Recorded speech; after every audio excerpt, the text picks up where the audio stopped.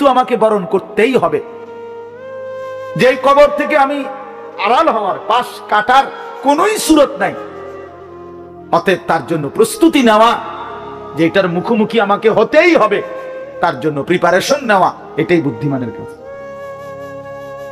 আমার যেহেতু ডায়াবেটিস হয়েই গেছে, এখন আমার এই অবস্থায় শরীর স্বাভাবিক থাকবে কেমনে, এইটা নিয়েই ফিকির করা উচিত। আমার যেহেতু গ্যাস্ট্রিক হয়েই গেছে, আমার যেহেতু এই রোগ হয়েই গেছে, এখন বিবেকবান বুদ্ধিমান উচিত যে এই অবস্থায় আমি সুস্থ থাকবো কিভাবে। ঠিক মনে করেন এরকম, আমাকে যেহেতু কবরে যেতেই হবে, আমাকে যেহেতু মরতেই হবে, অতএব এখানে উচিত বিবেক দিয়ে যে অতএব আমাকে কবরে ভালো থাকবো কিভাবে তার ফিকির। কারণ কোন যুক্তি দিয়ে, পৃথিবীর সর্বশেষ যুক্তি প্রযুক্তি দিয়েও তো আমি কবর থেকে বাঁচতে পারবো না। তাহলে যে সত্য আমাকে গ্রহণ করতেই হবে, যে অমোঘ বিধান আমাকে মেনে নিতেই হবে, তার জন্য প্রিয় ভাই নিজেকে প্রস্তুত করা, ভাবা, কল্পনা করা, এটাই বিবেকের দাবি, এটাই ইনসাফের দাবি। এই জন্য ছেলেদেরকে বললাম, বাবা, কিশোর নওজোয়ান বয়সে তুমি নামের দিকেই নিয়ে যাও। নুওয়াল্লিহি মা তাওয়াল্লা ওয়া নুসলিহি জাহান্নাম। আল্লাহ বলছে, যে বান্দা আমার রাসূলের বিরুদ্ধাচরণ করবে এবং আমার ঈমানদার বান্দারা যে পথে চলে তার উল্টো পথে চলবে, আল্লাহ বলেন আমি তাকে সেই উল্টো পথেই চালাবো এবং একদিন সত্যি সত্যি আমি তার জাহান্নামে ফেলে দেব। খোদার কসম, দিন সারা রাত মোবাইলে নারী দেখো, ছবি দেখো, নাচ গান। এক ওয়াক্ত নামাজ যারা পড়ো না, কোনদিন যারা ফজরের নামাজ পড়ো না, হালাল হারামের কোনো পার্থক্য নাই, কিন্তু কেউ তোমারে ফিরায় না। তোমার মা, তোমার বাবা, তোমার পাড়া, তোমার মহল্লা, তোমার দেশবাসী, কেউ তোমারে নিয়ে একটু ভাবে না, কেউ তোমার একটু ফিরায় না। একটা বার বলে না যে এই বাবা তুই কোন রাস্তায় যাচ্ছিস, কিরে তুই মুসলমানের ঘরে জন্ম নিয়ে এখন নষ্ট হয়ে যাচ্ছিস কেন? যাকে কেউ ফিরায় না, কেউ বলে না, কেন বাপ? একটা বার, একটা ছেলে শুধু তুমি আমার কথা ভাইবো যে কেউ তোমারে ডাকে না কেন? 365 দিনে খোদার একটা বছরে কোনোদিন ফজরের নামাজ পড়লা না, অথচ কেউ তোমার একটু বলেও না কিরে বাবা তুই মুসলমানের ঘরে জন্ম নিয়ে ফজরের নামাজ পড়স না কেন? সারাদিন রাত তুমি মোবাইলের মধ্যে নারী নিয়ে, ছবি নিয়ে পড়ে থাকো, কিন্তু আপন মা বাবা, আত্মীয় স্বজন, পাড়া পড়োশি কেউ তোমারে ফিরাইবার জন্য একটু ডাকেও না, বলেও না। এমন হয়ে গেল কেন তোমার জীবনটা? কেউ তোমারে বাঁচাইতে চায় না কেন? মনে রাখো বাপ, মূল কারণ একটাই, তোমার উপরে আল্লাহর লানত পড়ছে, খোদার লানত, খোদার গজব পড়ছে তোর উপরে। এই জন্য আল্লাহর লানত পড়ে যার উপরে, তার থেকে গোটা সৃষ্টি মুখ ফিরায় নেয়। এটা মুখ ফিরায় নেয়, এটা জরুরি বিষয়, মুখ ফিরিয়ে নেয়। আমার মার বয়স এই মাত্র বললাম, আমার মা, আমি বললাম কিছুই বুঝে না, কিন্তু সেই মা আমার এখনো মনে আছে। একটা আশ্চর্য বিষয় হলো 75 বছরের কম হবে না আমার বয়স, মা আমার এখনো আমারে বলে, আমারে দেখলে বলে বা আমগরে বলে, আমার 44 বছর বয়স, আমার 4টা সন্তান আছে, আমি আজকে 21 বছরের চাইতে বেশি ওয়াজ মাহফিলে যাই, আলহামদুলিল্লাহ, আল্লাহর দয়া। কিন্তু কসম আল্লাহ, মা এখনো আমারে বলে, ফুত নামাজ পড়ছো, নামাজ পড়ছো।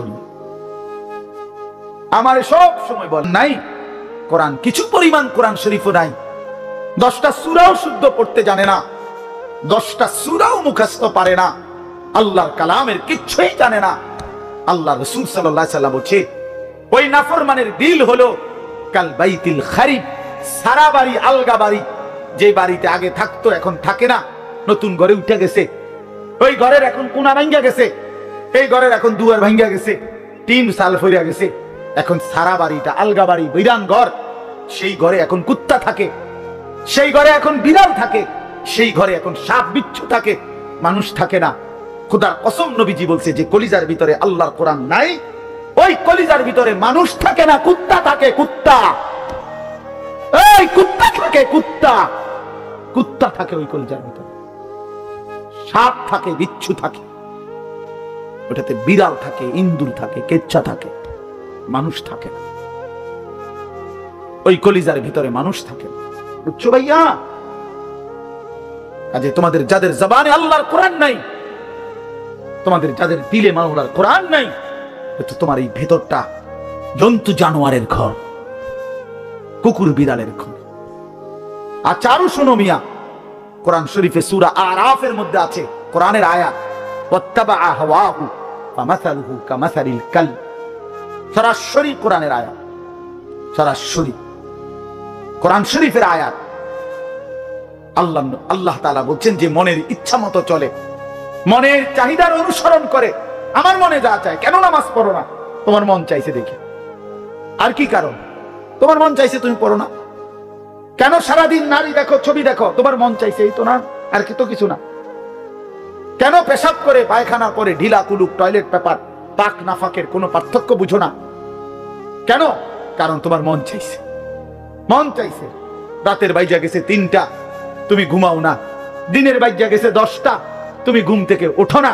কারণ তোমার ইচ্ছা, তোমার মনে যা চাইছে তা। আল্লাহর কসম বাপ, আমার কথায় রাগ করো না। আল্লাহ তাআলা কোরআনে বলছে এরকম মনের ইচ্ছার যে অনুসরণ করে, মনের যা চায় তাই করে, আল্লাহ বলছে তার উদাহরণ হলো কামাসালিল কালব, কুত্তার মতো, কুত্তার মতো, কুত্তার মতো, কুত্তার মতো, কুত্তার মতো। এই নামাজি, বেনামাজি, বেহায়া, মনে রাখিস তোর জিন্দেগি কুত্তার জিন্দেগি। তোদের যাদের কপালে সেজদা নাই, তোমাদের জীবন কুত্তার জীবন, মনে রাখ। চা দোকানে, টেলিভিশনে নাচ গান না দেখলে আপনার রাতের ঘুম হয় না। আস্তাগফিরুল্লাহ, এত বছরেও আপনার নাফরমানি ছাড়ার সময় হয় নাই? 60 বছর বয়সেও মুসলমান গালি দেয়, 60 বছর বয়সেও মুসলমান কিস্তি নেয়, 60 বছর বয়সেও মুসলমান সুদ খায়, 60 বছর বয়সেও মুসলমান টেলিভিশনে নাচ গান নর্তকীর ছবি দেখে। ছি ছি ছি ছি, এত নির্লজ্জ, এত বেহায়া ইমানদার বুড়া মানুষ হইতে পারে না। এত বেহায়া কোন ইমানদার বুড়া হইতে পারে না বেটা। এটা বুঝা উচিত, ভাবা উচিত। আলাম ইয়ানি লিল্লাযীনা আমানু আন তাখশা কুলুবুহুম লিযিকরিল্লাহ। আল্লাহ বলছে মুমিন, আমি আল্লাহর ভয়ে তোমার মনটা নরম হওয়ার সময় আজও হয়নি? আমারে ডাকবা না তাইলে? আলাম ইয়ানি লিল্লাযীনা আমানু আন তাখশা কুলুবুহুম লিযিকরিল্লাহ ওয়া মা নাযালা মিনাল হক। রব্বে কারীম বলে বান্দা আমার শরণ, আমার জিকির, আমার বন্দিগি, আমার কোরআন পড়বার জন্য তোমার মনটা নরম হওয়ার সময় আজও কি হয়নি? আল্লাহ যেন ডাক দিয়ে বলছে যুবক, 365 দিন তো হয়ে গেল, একটা বছর চলে গেল, বান্দা কোনদিন ফজরের নামাজ পড়লা না, তাহলে কি বান্দা আর কোনদিন পড়বা না? এই ফয়সালা দিয়ে ফেললা। 30 বছর ধরে সুদ খাও বান্দা, তাহলে কি এই সিদ্ধান্তই নিলা আর কোনদিন ছাড়বা না? 20 বছর ধরে দাড়ি কাটতেছ, তাহলে কি এই ফয়সালাই নিলা যে আর কোনদিন দাড়ি রাখবা না? 20 বছর ধরে ঘরে রঙিন টেলিভিশন চলে, প্রতিদিন নাচ গান নর্তকীর ছবি, তাহলে কি মুমিন ফ্যামিলির জন্য এটাই সিদ্ধান্ত নিয়েছো যে আমি আমার পরিবারকে আল্লাহর নাফরমানির উপরেই রেখে যাব? এটা কি নাফরমানি না? কথা বলেন না? তাইলে আর কোনদিন কি ফিরবা না? আল্লাহ জানতে চাইছে, আল্লাহ জানতে চাইছে বান্দা সময় কি আজও হয়নি? আমারে কি ডাকবা না? আমি কি একটা সেজদা পাবো না? আল্লাহ বলেছেন আমি তো দুনিয়া বাদ দিতে বলি নাই, ওয়ালা তানসা নাসীবাকা মিনাদ দুনিয়া, দুনিয়া ভুলে যেও না। স্ত্রী তো আমি দিয়েছি, সন্তান তো আমি দিয়েছি, এই জীবনে যা উপার্জন করছো তো আমি দিয়েছি। ওয়াফিস সামাই রিজকুকুম ওয়া মা তুআদুন, আল্লাহ বলেন আসমানে তোমাদের রিজিক, জমিনে না। কোথায়? ওয়াফিস সামাই রিজকুকুম, তোমাদের রিজিক আসমানে। মা উরিদু মিনহুম মির রিজকিন ওয়া মা উরিদু আন ইউতঈমুন, আল্লাহ বলে বান্দা আমি তোমাদের কারো কাছ থেকে কোনো রিজিক চাই না, তোমরা কেউ আমাকে খাওয়াইতে হবে আমি এটাও চাই না। ইন্নাল্লাহা হুয়ার রাজ্জাকু যুল কুওয়াতিল মাতিন, নিশ্চয়ই আল্লাহই হচ্ছেন সুবিশাল ক্ষমতার অধিকারী, রিজিক দাতা। কায়নাতকে তো আমি খাওয়াই, আমারে তো কেউ খাওয়াইতে হয় না, সবার আশ্রয় তো আমি দেই, আমারে তো কেউ আশ্রয় দিতে হয় না, আমি তো সব করি। وَإِنْ يَمْسَسْكَ اللَّهُ بِضُرٍّ فَلَا كَاشِفَ لَهُ إِلَّا هُوَ। আল্লাহ বলে, বলো না বান্দা, আমি যদি কাউকে মুসিবতে ফেলি, তাইলে সেই মুসিবত থেকে উদ্ধারকারী আমি ছাড়া আছে কে? কে আছে? কে বলে না বাপ? কে? ফালা কাশিফা লাহু ইল্লা হু, আমি ছাড়া উদ্ধারকারী কেউ নাই, কেউ নাই।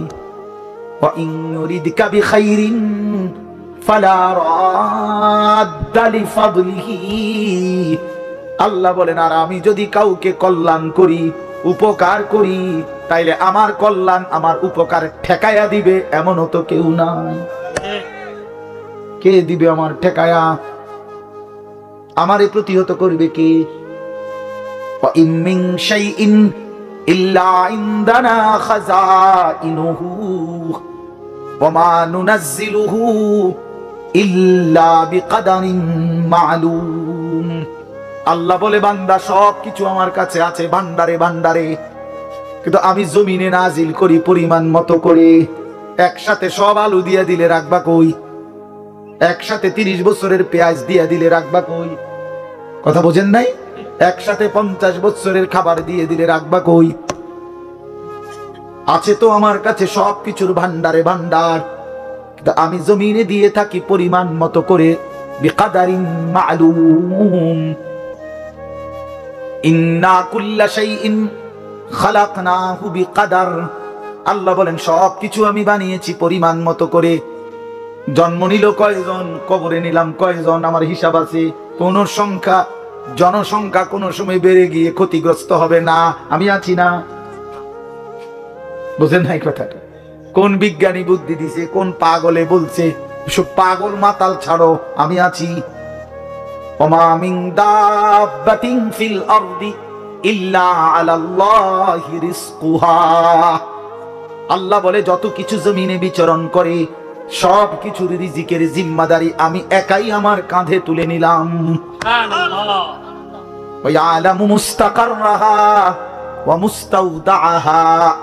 আল্লাহ বলেন, আমার বান্দা, আমার সৃষ্টি, আমার মাখলুক কখন কোথায় থাকবে, শেষ পর্যন্ত কোথায় দাফন হবে, আমি সব আগের থেকেই জানি, ফয়সালা করে রেখেছি। গতকালকে আমি ছিলাম সিলেট মৌলভীবাজার, আজকে এই জিন্দেগি। আল্লাহ বলেন, আমি জানি। কুল্লুম ফি কিতাবিম মুবিন। সব কিছু আমি স্পষ্ট আমলনামার মধ্যে, তাকদীরের মধ্যে লিখে রেখেছি। তাকদীরে সব আগের থেকেই ফয়সালা করা, সব আগের থেকে সিদ্ধান্ত করা। আর রিজকু মাকসুম, রিজিক বন্টন হয়ে আছে।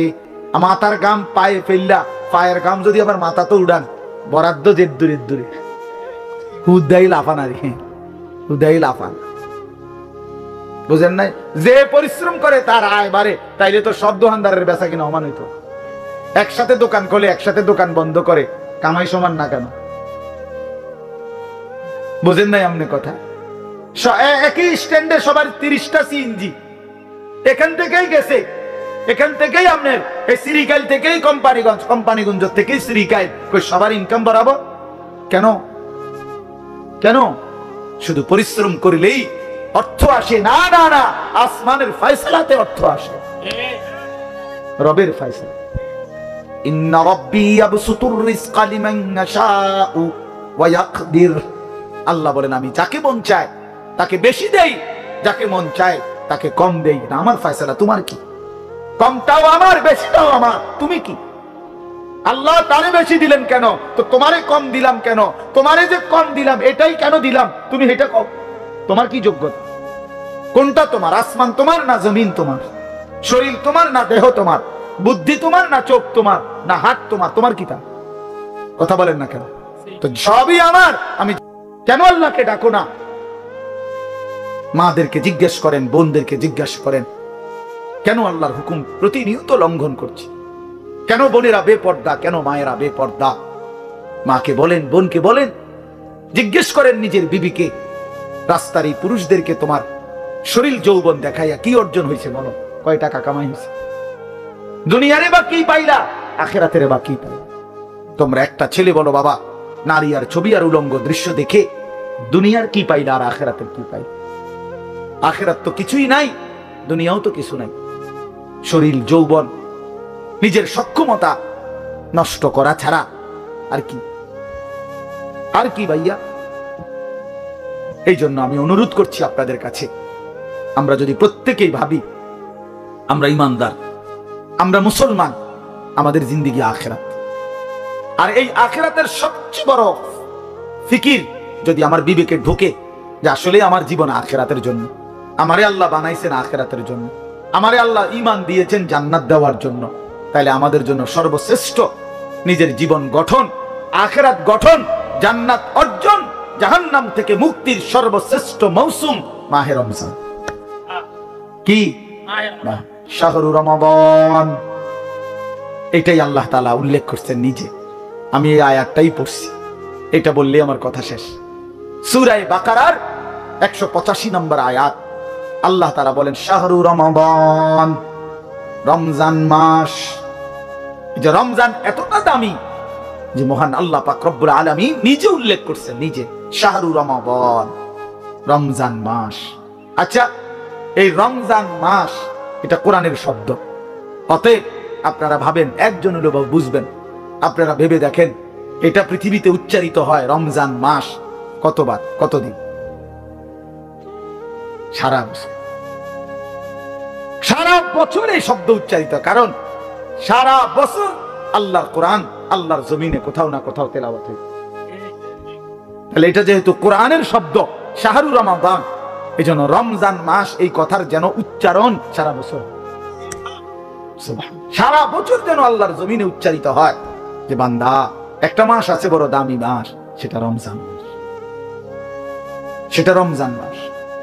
আল্লাহ বলেন, এবার নিজে আল্লাহ বলতেছেন, শোনো বান্দা, আমি নিজেই এই মাসের পরিচয় দেই। আমি যদি জিজ্ঞেস করি রমজান মাস কোন মাস, তো আল্লাহ বলেন আমি পরিচয় দিচ্ছি, শোনো, আল্লাযী উনজিলা ফীহিল কোরআন, এটা সেই মাস যে মাসে আমি আল্লাহ কোরআন নাজিল করেছি। কোরআন নাজিল হয়েছে যেই মাস, সেই মাসের নাম রমজান মাস। এই কারণে রমজান এত দামি। রমজানের আমার শায়েখ আল্লামা মুফতি মুশতাকুন নবী সাহেব বলে, রমজানের প্রতি ঘন্টা, মিনিট, সেকেন্ড, এক একটা মুহূর্ত যেন হীরা মণি মুক্তার মতো, হীরা মণি মুক্তার মতো।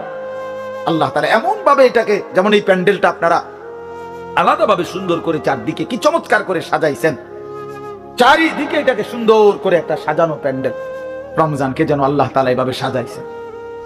আল্লাহ নিজের হাতে রমজান সাজাইছেন। আল্লাহ বলে, বান্দা শোনো, আমি রমজানকে কেমনে সাজাইলাম। 1, পুরা মাস রোজা। 2, প্রতিদিন ইফতার। 3, প্রতিদিন সাহারি। 4, প্রতিদিন 20 রাকাত তারাবি। 5, শেষ দশকে এতেকাফ। 6, শেষ দশকের বেজর রাত্রিতে শবে কদর। এরপরে 7, একটা নফল একটা ফরজের সমান। 8, একটা ফরজ 70টা ফরজের সমান। 9, প্রথম দশক রহমত। 10, মাঝখানের দশক মাগফিরাত। 11, শেষ দশক জাহান্নাম থেকে মুক্তি। আল্লাহ বলেন, জান্নাতের দরজা খুলে দিলাম, জাহান্নামের দরজা বন্ধ করে দিলাম, সমস্ত শয়তানগুলোকে শেকলে বন্দী করে দিলাম, চারিদিক দিয়া গোলাইয়া সব গুছাইয়া বান্দা, রাস্তা কেবল একটাই খোলা, দরজা কেবল একটাই খোলা। পুরা রমজান রাতে আসো, দিনে আসো, দুপুরে আসো, শুধু আমার গোলামি করবা, গুনাহ ছেড়ে দিবা, আর একটা দরজা দিয়ে সবাই ঢুকবা, শুধুই জান্নাত, শুধুই জান্নাত, শুধুই জান্নাত, শুধুই জান্নাত। কারণ দরজা তো খোলা একটাই, জান্নাতের দরজা, জাহান্নামের দরজা বন্ধ। এই মাসে আমি কোনো দিকে দেব না, শুধু জান্নাত দেব, শুধু জান্নাত, শুধু জান্নাত। এজন্য বাপ মহান আল্লাহ পাক রব্বুল আলামিন বলছেন, রমজান আমি কোরআন নাজিলের মাস। আমার শায়েখ বলে, আল্লামা মুফতি মুশতাকুন নবী সাহেব বড় সুন্দর বলছে হুজুরে, যে শুনেন, আল্লাহ তাআলা রমজানকে বলছেন কোরআন নাজিলের মাস, এজন্য দামি বানাই দিয়েছেন রমজান। একটাবার চিন্তা করে দেখেন, প্রত্যেক রমজানে কোরআন নাজিল হয় না, রমজান নির্দিষ্ট একটি রমজানে না কোরআন নাজিল হয়েছে, কথা বুঝছেন?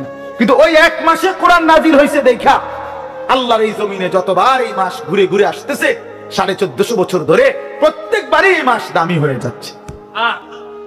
একটি রাতে শবে কদর কোরআন নাজিল হয়েছে, ফলে যতবার এই রাতটা ঘুরে ঘুরে আসে প্রত্যেক বছরই এই রাত দামি হয়ে যাচ্ছে। অতএব কোরআনুল কারীম এক রাত্রিতে নাজিল হয়েছে, এজন্য প্রত্যেকবারই ওই রাত্রি দামি। একটি মাসে নাজিল হয়েছে, এজন্য প্রত্যেক বছর ওই মাসটা দামি।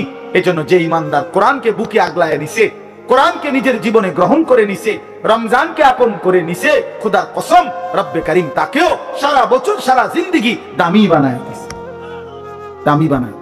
এজন্য রমজান মাসের নাম কি? রমজান। রমজান উচ্চারণ করেছেন যিনি এই মাসের নাম, তিনি রহমান। আর তিনি নাজিল করেছেন কোরআন, এটা গ্রহণ করেছে যে সে হলো মুসলমান। দিয়েছেন যিনি, তিনি রহমান। যিনি দিয়েছেন তিনি রহমান।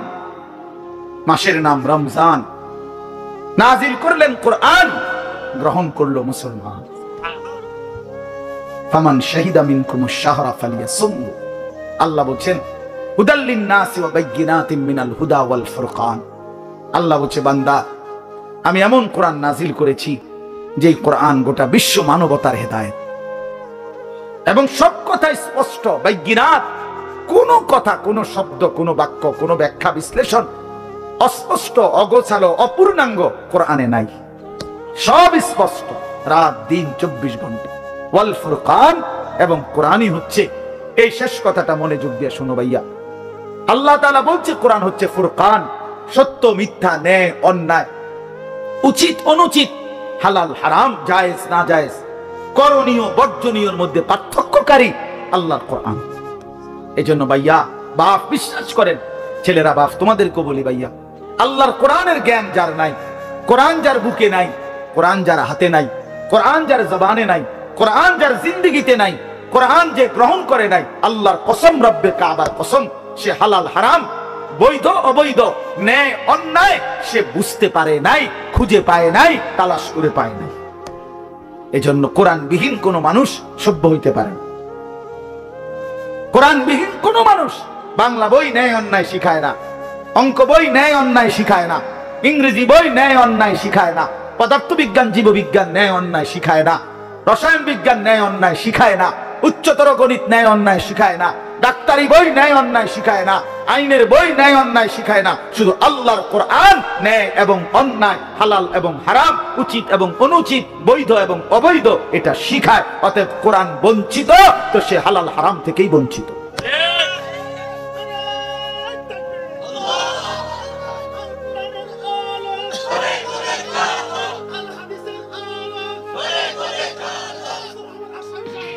অতএব এটা ফিকির করা চাই, এটা পার্থক্যকারী জ্ঞান। এজন্য আপনাদের সবার কাছে অনুরোধ, নিজের ছেলেকে, নিজের মেয়েকে আল্লাহর কোরআন থেকে বঞ্চিত করবেন না। বাচ্চাটাকে দিন শিখান, আল্লাহর কোরআন শিখান। জীবনের সবচেয়ে বড় সম্পদ দিয়ে গেলেন। কোরআন আজীবন মানুষকে দামি বানায়, কোরআন জান্নাতেও দামি বানায়। সর্বশেষ কথা হলো ফামান শাহিদা মিনকুমুশ শাহরা ফালিয়াসুমহু। আল্লাহ বলছে, অতএব এত বড় ফজিলতপূর্ণ রমজান মাস যদি তোমার জন্য মিলে, আল্লাহ নিজে কি মজা করে আল্লাহ বলছে, বান্দা যদি রমজান পর্যন্ত তুমি পৌঁছো, তোমার জীবনে যদি রমজান মিলে, তুমি যদি হায়াত পাও, তো আমি আল্লাহ বলতেছি তুমি রোজা রাখো, তুমি রোজা নাও, আমার হুকুম মাইনো, তুমি গুনাহ ছেড়ে দিও, তুমি আমার বন্দিগি একটা মাস কইরো। যদি বলি আল্লাহ 1 মাস আপনার হুকুম মানবো, ঠিক আছে, গুনাহ ছেড়ে দিব, রোজাগুলো এবং বিধানগুলো মানবো, শরীয়তের হুকুম, আপনি আমারে কি দিবেন? আল্লাহ বলে লাআল্লাকুম তাত্তাকুন, 1 মাসেই আমি আল্লাহ তোমারে মুত্তাকি বানিয়ে দেব। যদি বলি মুত্তাকি হলে কি হবে? আল্লাহ বলে জানো না, জান্নাত বানানোই হয়েছে মুত্তাকিদের জন্য। উইদ্দাত লিল মুত্তাকিন, জান্নাত বানানোই হয়েছে মুত্তাকিদের জন্য। অতএব যে মুত্তাকি সেই জান্নাতি, যে জান্নাতি সেই মুত্তাকি। আমার কিশোর, আমার নওজোয়ান, আমার বাপ, আমার ভাই, আমার বন্ধু, আমার পর্দার আড়ালের মা বোন, সবাইকে বলি হায়াতের কদর করেন, জিন্দেগির কদর করেন। আপনাদের এই একটা মাহফিল খুব সম্ভব, বারবার আমি আসি, ওই কবির ভাই এইসা প্রেসার তার, এই এক মহব্বতের মানুষের কাছে আমি বারবার হেরে যাই, যার কারণে তার খুব বেশি ভালোবাসার কারণে এই মাহফিলটা কোনো না কোনো ভাবে মিলাইতে হয়। তা আল্লাহর দয়া আজকেও আশা হইছে। আমি সবার কাছে অনুরোধ করছি, আমাদের মাওলানা সানাউল্লাহ বয়ান করবে, আসছে ও মাশাআল্লাহ, ও অনেক সুন্দর বয়ান করে মাশাআল্লাহ। তো সে বয়ান করবে, দোয়া করবে। আমি দিল থেকে আপনাদের জন্য দোয়া করি, আল্লাহ তাআলা আপনাদের সবাইকে ঈমান আমলের জিন্দেগি দান করেন। আমার নওজোয়ান ভাই, তোমরা নষ্ট হইও না, চরিত্রহীন হইও না। মোবাইল, নারী, ছবি, এই জিনা, ব্যভিচার, মদ, জুয়ার আড্ডা থেকে ছোট ভাইয়া আল্লাহকে রাজি করো, হালালের উপরে চলো। ইনশাআল্লাহ দেখবা আগামী দিনে তোমরা ইমাম মাহদির পক্ষে লড়তে পারবা, তোমরা দাজ্জালের বিরুদ্ধে লড়তে পারবা। আগামীর ইসলামের পতাকা তোমাদের হাতে উড়বে ইনশাআল্লাহ, কালেমার পতাকা উড়বে ইনশাআল্লাহ। অতএব নওজোয়ান, হাল ছাইরো না, চরিত্রহীন হইও না, আল্লাহকে রাজি করো, সেজদা করো। ইনশাআল্লাহ গোটা দেশ, গোটা মহল্লাবাসী তোমার মহব্বত করবে, রব্বে কারীমও তোমাকে আদর করবে। আল্লাহ আমাদের ছেলেদেরকে মাফ করে দেন, কবুল করেন। আজকের এই সুন্দর মাহফিল আল্লাহ বরকত দেন। কেউ উঠাউঠি করেন না, দয়া করে সুন্দর করে বসে এরপরে দোয়া মুনাজাত করে এরপরে যাবেন। আল্লাহ তাআলা সবাইকে তৌফিক দান করেন, কবুল করেন। আমিন। সুবহানাল্লাহি ওয়া বিহামদিহি।